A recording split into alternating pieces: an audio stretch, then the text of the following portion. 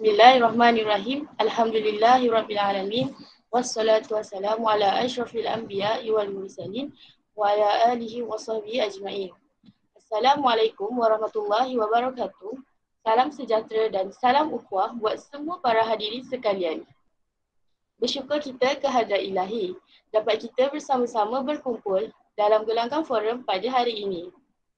Saya, Nurul Syazwani binti Muhammad Faudil, sebagai moderator pada hari ini dan dua orang lagi panel jemputan yang merupakan pelajar dari Kolej Matrikulasi Johor iaitu Ida Afrina Nadira binti Ahmad Taufik yang merupakan panel pertama dan Nurul Hazika binti Rosli sebagai panel kedua. Selamat datang dan apa khabar ahli panel sekalian? Khabar baik moderator. Khabar baik saudari moderator. Terima kasih kerana sudi meluangkan masa pada hari ini. Tanpa kita melengahkan masa, marilah kita mulakan perbincangan forum kita pada hari ini yang bertajuk pendermaan organ.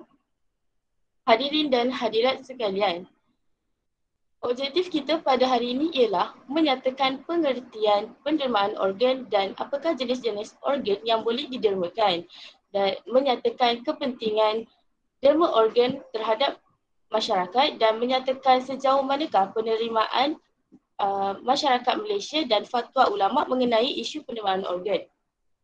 Secara ringkas, derma organ atau nama lain, transplantasi organ adalah pemindahan sesetengah organ yang boleh dipindahkan dari seorang manusia kepada manusia yang lain dan perkara ini boleh berlaku saat pendermanya masih hidup ataupun telah meninggal dunia. Umum mengetahui bahawa isu pendermaan organ pada era ini sangat ditekankan dan digalakkan bagi semua golongan masyarakat untuk membantu ramai orang yang memerlukan. Berdasarkan firman Allah Subhanahu Wa Taala dalam Al-Quran dari surah Al-Ma'idah ayat 32 yang bermaksud, dan sesiapa yang menjaga keselamatan hidup seorang manusia, maka dia seolah-olah menjaga keselamatan kesemua manusia. Maka dapat kita lihat bahawa isu pendermaan organ ini sangat memberi manfaat bagi sesiapa sahaja yang mendermakan organ mereka dan dijanjikan ganjaran yang besar oleh Allah Subhanahu Wa Taala atas usaha menyelamatkan nyawa seseorang manusia. Akan tetapi ada dakwaan yang mengatakan isu pendermaan organ ini adalah sia-sia bagi golongan yang bukan Islam. Tapi sebaliknya ia adalah perkara yang baik sama sekali. Hal ini juga tidak bercanggah dengan agama Islam dan ianya juga diharuskan untuk kita mengetahui lebih mendalam mengenai isu pendermaan organ. Ingin saya bertanya kepada ahli panel kita yang bijaksana, apakah maksud pendermaan organ yang lebih jelas dan apakah organ yang boleh didermakan? Silakan. Terima kasih moderator yang menang pada hari ini. Saya Ida Afrina Nadira merupakan panel 1. Ingin saya menjelaskan lebih lanjut maksud pendermaan organ yang lebih jelas dan apakah organ yang boleh didermakan. Pendermaan organ ialah proses pendermaan organ seseorang itu untuk tujuan transplantasi. Ia boleh dilakukan dengan dua cara, pendermaan selepas kematian dan atau pendermaan semasa hidup. Seseorang penderma hidup boleh didermakan satu buah pinggang atau sebahagian daripada hatinya. Walau bagaimanapun, kebanyakan penderma organ dan tisu akan datang daripada orang yang telah meninggal dunia. Iaitu pendermaan selepas kematian. Bagi pendermaan selepas kematian, seseorang itu boleh mendermakan lebih banyak organ dan tisu jika dibandingkan dengan pendermaan semasa hidup. Ingin saya lanjutkan organ apa yang kita boleh dermakan? Silakan. Terima kasih. Jenis-jenis organ yang boleh didermakan semasa kita hidup ialah semasa hidup hanya boleh didermakan satu buah pinggang ataupun sebahagian hati dan sungsung tulang saja. Pendermaan semasa hidup terbagi kepada dua jenis iaitu pendermaan ada talian saudara dan pendermaan tiada talian saudara. Pendermaan semasa hidup mempunyai pelbagai risiko. Walaupun ianya berada di tahap yang rendah, pendermaan ini terhad kepada mereka yang mempunyai pertalian darah atau mereka yang mempunyai hubungan emosi seperti suami isteri sahaja. Ini untuk mengelakkan kegiatan jual beli organ berlaku. Penderma hidup hanya boleh dilakukan satu buah pinggang dan sebahagian hati saja. Seterusnya, Pederma kadaverik adalah pederma telah meninggal dunia. Pedermaan ini amat digalakkan dan diutamakan di negara kita. Ianya tidak memberikan risiko kepada pederma. Pederma kadaverik juga terbagi kepada dua jenis, iaitu kematian otak. Hanya pederma yang kematian otak boleh didermakan organ dan tisu seperti jantung, paru-paru, hati, buah pinggang, ginjal dan mata, serta tulang dan kulit. Pederma yang mati otak adalah pederma yang disahkan meninggal dunia di hospital. Mati otak ialah satu keadaan apabila tiada pengedaran darah dan oksigen ke otak yang menyebabkan keseluruhan otak yang mengawal aktiviti penghidupan seperti pernafasan dan degupan jantung kita tidak berfungsi. Ini boleh terjadi akibat kecederaan otak yang menyebabkan bengkak ataupun pendarahan dalam kepala yang teruk. Pendarahan spontan akibat pecah urat saluran darah yang tidak normal atau tekanan darah yang tinggi, strok yang teruk, bara otak dan sebagainya. Untuk pendermaan organ, seseorang yang kematian otak tidak mempunyai tindak balas dan tidak bernafas. Dengan bantuan mesin, jantung akan berfungsi seketika. Namun, organ-organ lain akan mengalami kerosakan dan akhirnya degupan jantung akan berhenti dengan sendirinya. Walaupun dengan sokongan mesin, pengesahan kematian akan dilakukan oleh dua orang doktor pakar yang bertauliah melalui dua ujian yang berasingan. Doktor-doktor tersebut tiada kaitan dengan tugasan pengambilan atau transplantasi organ. Ujian pengesahan yang dijalankan adalah mengikut protokol yang diterima pakai di merata dunia. Setelah disahkan mati otak, sijil pengesahan akan dikeluarkan dan mesin bantuan pernafasan akan diberhentikan. Sekiranya untuk pendermaan organ, mesin akan diberhentikan di Dewan Bedah sebelum organ diperolehi. Jika bukan untuk pendermaan organ, mesin akan diberhentikan di unit rawat terapi. Yang kedua adalah kematian jantung berhenti. Kematian jantung berhenti berdegup. Kematian ini adalah kematian normal di mana seseorang itu disahkan mati kerana jantung berhenti berdegup. Pederma yang meninggal dunia secara jantung berhenti berdegup boleh didermakan tisu sahaja seperti mata, tulang, kulit dan injap jantung. Selain dari yang saya sebutkan tadi, ada beberapa lagi organ yang boleh kita dermakan seperti tisu dan pankreas. Senarai yang baru saya sebutkan tadi merupakan organ-organ yang boleh kita dermakan semasa hidup atau selepas kematian. Okey, itu sahaja daripada saya. Saya serahkan pada saudari moderator kita. Terima kasih panel 1 atas pencerahan yang dikongsikan sebentar tadi. Sangat jelas dan padat penerangan yang diberikan. Seterusnya, pendermaan organ juga mempunyai banyak kepentingan yang boleh kita dapati. Bolehkah saudari panel kita yang kedua jelaskan apa kepentingan pendermaan organ dalam dunia perubatan terhadap masyarakat? Silakan. Baik, terima kasih saudari moderator yang cantik molek pekertinya di atas soalan yang diajukan. Terlebih dahulu, yang dihormati saudari moderator kita, ahli panel pertama yang bijak berkata-kata dan seterusnya hadirin yang dirahmati Allah sekalian. Saya, Nurul Hazika binti Rosli, selaku ahli panel yang kedua akan mengupas sedikit sebanyak tentang kepentingan pendermaan organ. Untuk pengetahuan semua, terdapat banyak kepentingan menderma organ ini sama ada dalam dunia perubatan maupun kepada masyarakat. Antara kepentingan menderma organ kepada masyarakat ialah masyarakat dapat mengesan masalah kesihatan yang dihadapi oleh mereka. Dengan mendaftar sebagai pengikrar penderma organ, masyarakat akan diseru dan diamanahkan untuk sentiasa mengamalkan cara hidup yang aktif dan sihat selain meninggalkan amalan-amalan yang mendatangkan mudarat kepada organ-organ seperti merokok dan sebagainya. Hal ini demikian kerana hanya organ yang sihat sahaja yang dibolehkan untuk tujuan menderma. Penderma juga perlu menjalani proses saringan untuk memastikan organ atau tisu yang ingin didermakan selamat, tidak memudaratkan penerima dan boleh berfungsi dengan baik setelah transplantasi dilakukan. Untuk memastikan hal tersebut, kita akan mendapat pemeriksaan kesihatan secara menyeluruh. Hal yang demikian setidak-tidaknya dapat membantu mengesan sebarang masalah kesihatan yang mungkin tidak kita ketahui.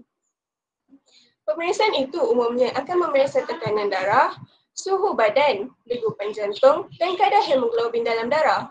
Jika ia menunjukkan terdapat sebarang masalah, maka individu itu tidak sesuai menderma darah atau organnya.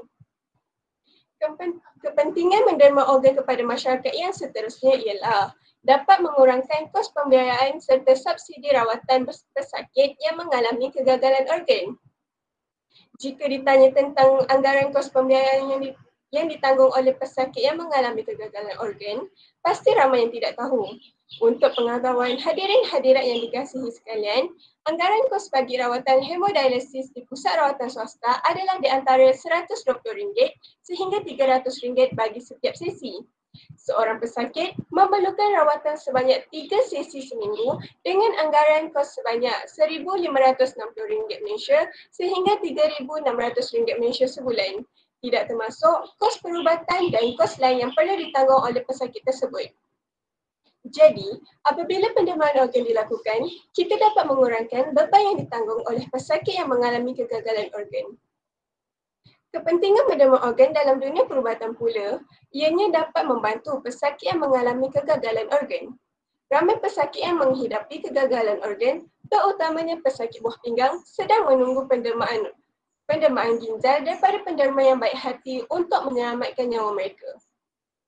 Dianggarkan sebanyak 57% pesakit di dalam senarai menunggu pemindahan organ adalah Muslim.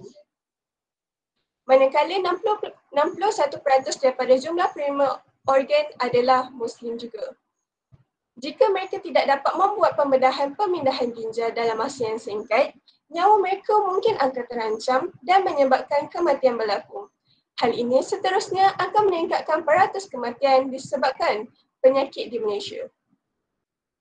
Seterusnya, pendermaan organ dapat menyelamatkan nyawa dan memenuhi salah satu daripada maqasid syariah. Antara objektif-objektif syariah ialah memelihara nyawa. Pemindahan organ terbukti sebagai kaedah rawatan yang berkesan untuk menyelamatkan nyawa pesakit-pesakit yang mengalami kegagalan organ peringkat akhir, termasuk pesakit kegagalan jantung, paru-paru dan juga hati. Dari segi pemindahan buah ginjal, biarpun terdapat rawatan alternatif iaitu dialisis, pemindahan buah pinggang merupakan kaedah rawatan yang lebih baik dari segi kos dan juga kualiti kehidupan. Pemindahan injap jantung boleh menggantikan injap jantung yang rosak. Sebagai contoh, pesakit kanak-kanak yang dilahirkan dengan masalah injap jantung boleh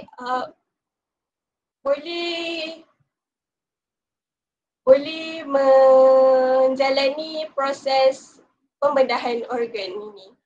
Kulit yang didermakan pula boleh digunakan untuk menampal bahagian tubuh yang kehilangan kulit akibat lecuran atau kebakaran.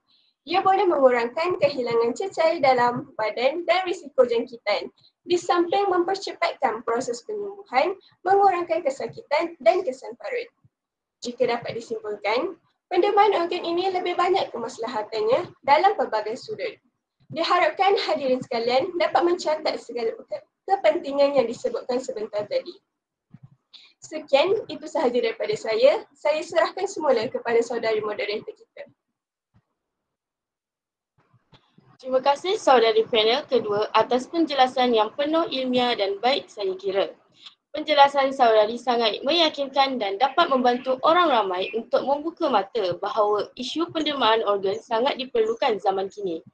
Pendermaan organ juga boleh dijadikan satu cara untuk meningkatkan rasa simpati terhadap masyarakat dan menjadi salah satu cara memupuk semangat tolong-menolong antara satu sama lain. Seperti yang disebut dalam surah Al-Ma'idah ayat 2. Dan hendaklah kamu bertolong-tolongan untuk membuat kebajikan dan bertakwa.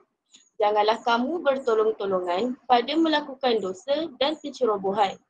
Dan bertakwalah kepada Allah kerana sesungguhnya Allah Maha berat azab siksanya. Menurut masalah yang dibangkitkan dalam masyarakat berkaitan pendermaan organ, isu ini sering mendapat pertikaian dalam penerimaan isu ini oleh masyarakat dan fatwa ulama. Jadi, izinkan saya bertanya kepada panel 1. Sejauh manakah pendermaan organ ini dapat diterima oleh masyarakat dan apakah fatwa ulama mengenai isu ini? Terima kasih moderator. Ingin saya menjawab soalan saudari moderator.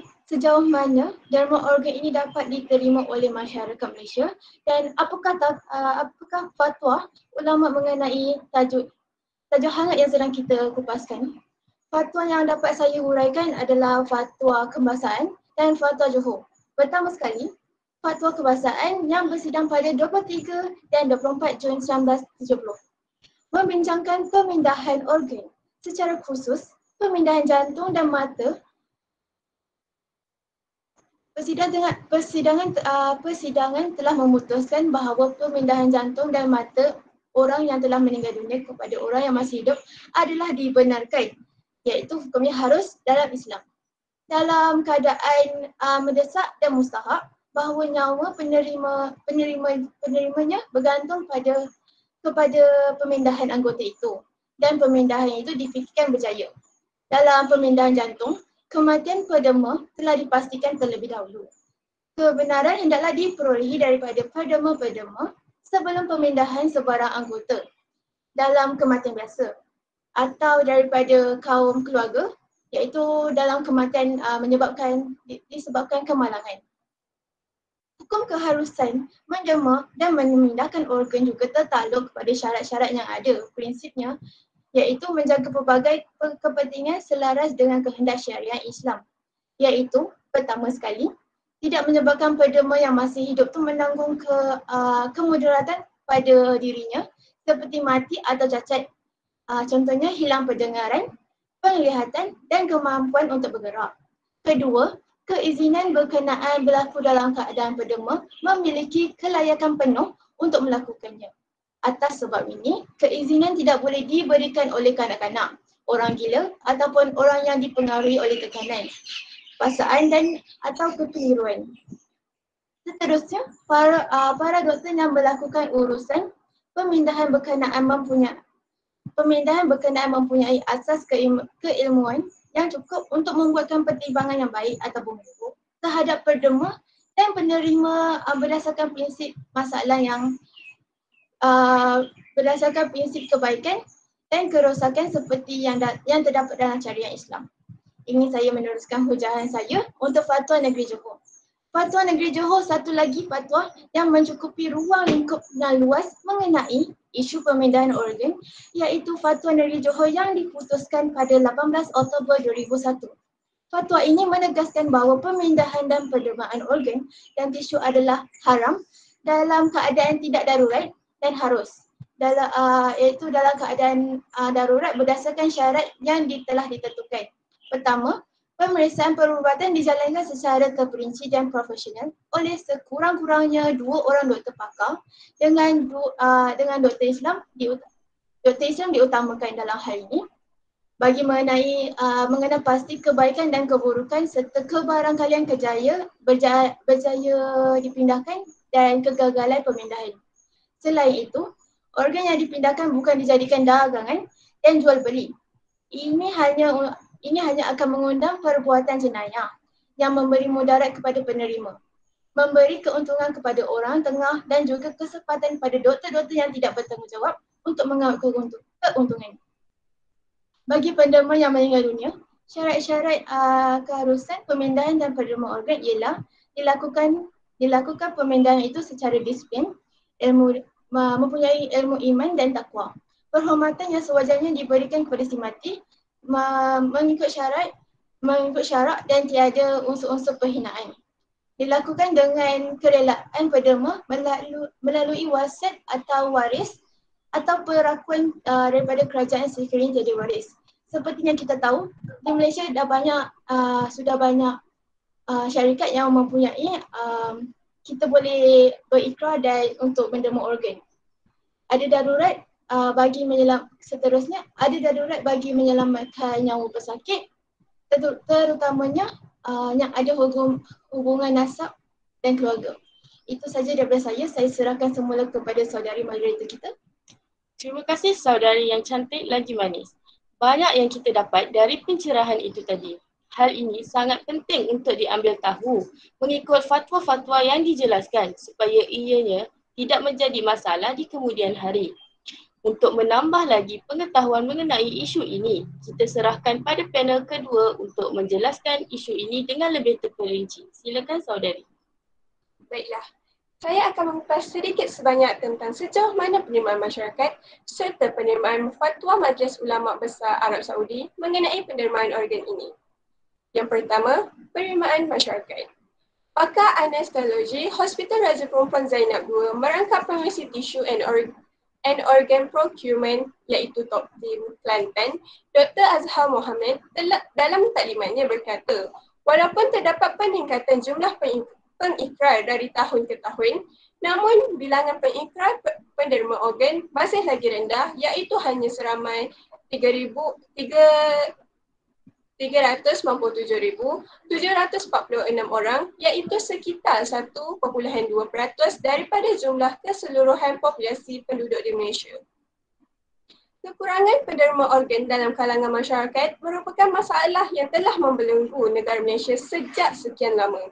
Pelbagai usaha telah dijalankan oleh kerajaan maupun bukan kerajaan untuk menangani masalah ini, namun ianya masih belum dapat diatasi sepenuhnya. Kesedaran dalam kalangan masyarakat Islam mengenai kepentingan penerimaan organ ini masih berada dalam peringkat yang sederhana. Hal ini berlaku kerana masih ramai yang berasa ragu-ragu untuk berbuat demikian dengan pelbagai alasan yang tidak munasabah. Golongan masyarakat Islam ini bukan sahaja berasa bimbang untuk mendermakan organ mereka sendiri serta anggota keluarga yang telah meninggal dunia dengan beranggapan penerimaan organ akan mendatangkan mudarat serta menyebabkan kecacatan pada tubuh badan si mati dan juga dirinya. Hal ini membuktikan bahawa penerimaan masyarakat Islam terhadap derma organ berada di tahap yang sederhana. Mufti Negeri Kelantan, Datuk Muhammad Syukri Muhammad dalam taklimatnya pula berkata, pemindahan organ pada masa sekarang sudah menjadi kebiasaan pada masa kini, tetapi masih ramai masyarakat yang keliru akan hukumnya dalam bab agama. Persepsi keluarga bahawa pendermaan organ menyeksa mayat dan melambatkan proses pengebumian jenazah turut menjadikan Malaysia negara paling rendah daripada 68 negara lain di dunia menderma organ. Namun begitu, antara salah faham yang sering dikaitkan dengan pendermaan organ adalah ia bertentangan dengan ajaran agama dan akan menyakitkan mayat. Namun, Ketua Pengurus Klinikal Pusat Sumber Transplant Nasional, Datin Dr. Leila Yasmin Mansur berkata, pendermaan organ tidak menjejaskan rupa atau bentuk tubuh jenazah. Pengebumian juga boleh dijalankan seperti biasa. Bagaimanapun, persepsi negatif utama yang perlu ditepis ialah perasaan takut. Beberapa kajian dilakukan yang menunjukkan sebab utama mengapa rakyat Malaysia, terutamanya orang Islam, tidak menderma organ mereka disebabkan oleh perasaan takut. Ada beberapa sebab. Satu daripadanya mungkin takut sebab ianya akan melibatkan kematian atau perasaan takut ini timbul kerana kemungkinan mereka kurang pengetahuan tentang pendermaan organ ini. Stigma itu turut memberi harapan tipis kepada 21,018 pesakit yang masih menunggu pendermaan organ yang sesuai untuk mereka meneruskan hidup mereka. Oleh hal yang demikian, cara terbaik bagi mengatasi masalah itu adalah melalui penyebaran maklumat mengenai derma organ menerusi internet maupun media massa.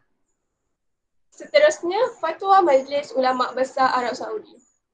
Seawal tahun 1967, Ulama Besar Arab Saudi mengharuskan pemindahan kornea. Pada tahun 1982 pula, Majlis Ulama Besar Arab Saudi mengharuskan pemindahan organ atau sebahagian organ daripada manusia yang sudah meninggal dunia kepada orang lain dengan syarat wujud keperluan yang mendesak. Majlis ini juga sebulat suara mengharuskan pemindahan organ dilakukan daripada penderma yang masih hidup kepada penerima yang memerlukan organ tersebut. Pendek kata, kita boleh lihat pelbagai reaksi serta respon yang diberikan oleh pelbagai pihak tentang pendermaan organ ini. masih ramai di kalangan masyarakat yang tampaknya masih tidak boleh menerima pendermaan organ walaupun tiada halangan dari sisi agama. Bagaimana pandangan saudari moderator? Terima kasih saudari panel.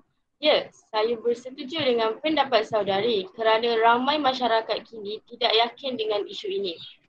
Hal ini kerana mereka merasakan isu ini akan mendatangkan kemudaratan kepada mereka dan sesetengah individu mendapat tentangan dari orang sekeliling.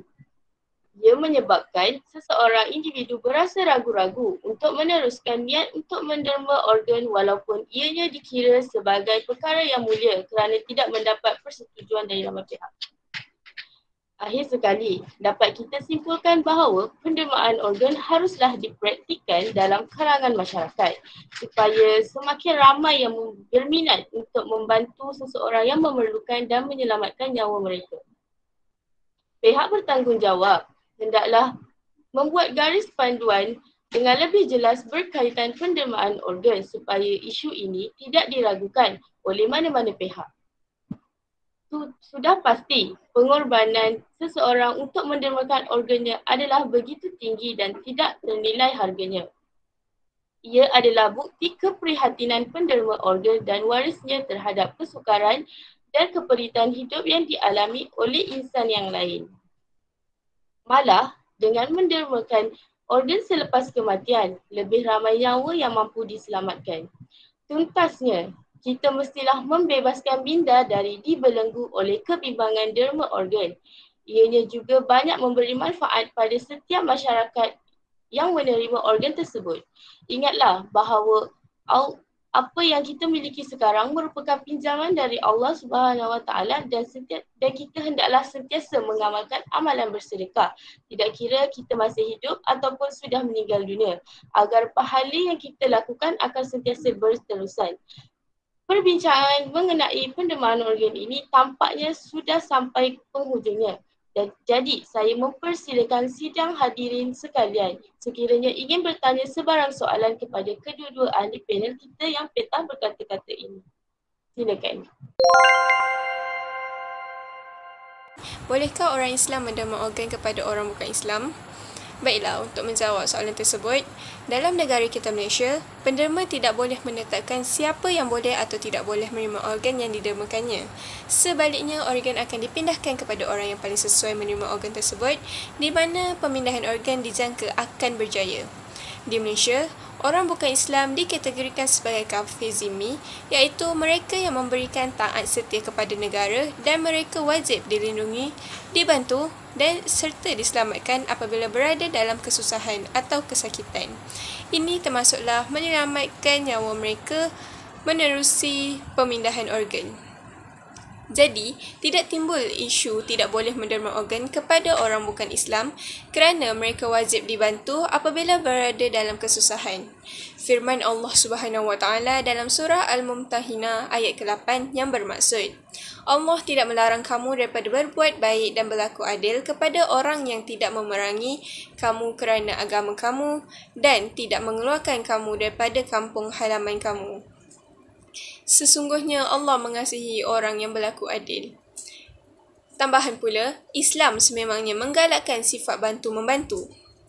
Saya harap apa yang saya sampaikan ini dapat sedikit sebanyak dapat menjawab soalan yang diutarakan sebentar tadi. Sekian, terima kasih. Adakah penderma organ melanggar hak dan amanah yang diberikan kepadanya supaya memelihara maruah dan kehormatan jasadnya apabila dia mendermakan organnya? Jawapannya adalah manusia adalah sebaik-baik dan semulia-mulia ciptaan Allah Subhanahu Wa Taala.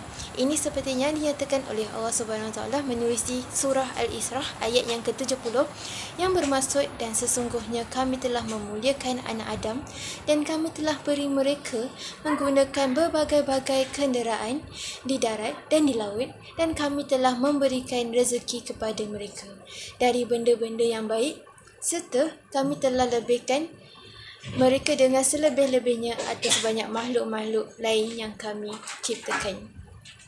Ayat ini menjelaskan bahawa Allah Subhanahu Wa Taala memuliakan manusia dengan ciptaan yang sebaik-baiknya, termasuklah tubuh badan manusia.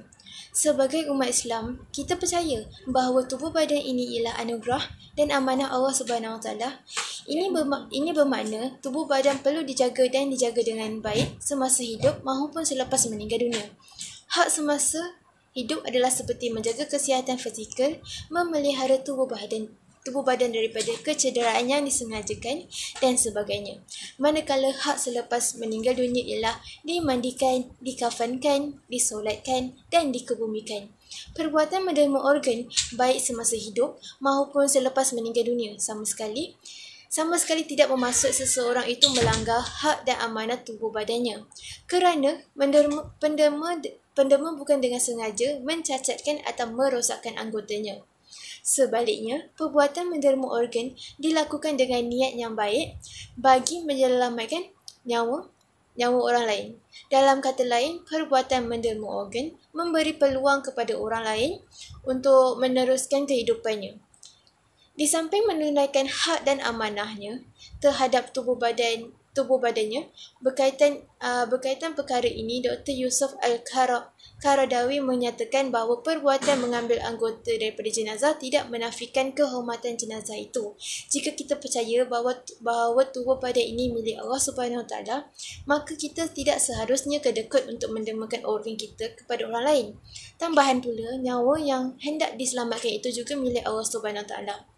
Diharapkan penjelasan saya tadi mendapat menjawab soalan yang diajukan oleh saudari penonton. Adakah proses pendermaan organ akan melambatkan urusan pengebumian jenazah? Tidak sama sekali. Urusan pengebumian boleh dijalankan seperti biasa. Proses pemindahan organ juga dilakukan dengan penuh cermat, teliti dan penuh penghormatan terhadap tubuh penderma yang sudah meninggal dunia sama seperti penderma yang masih hidup. Selepas organ dan tisu diperoleh daripada tubuh penderma, maka jenazah tersebut akan dibersihkan, dikafan dan dipulangkan kepada waris penderma secepat yang mungkin. Proses pemindahan organ juga akan dijalankan dengan secepat mungkin bagi membolehkan urusan pengebumian jenazah tidak tergendala. Jadi, proses perolehan organ tidak akan menjejaskan adab pengebumian seperti upacara penghormatan kepada jenazah.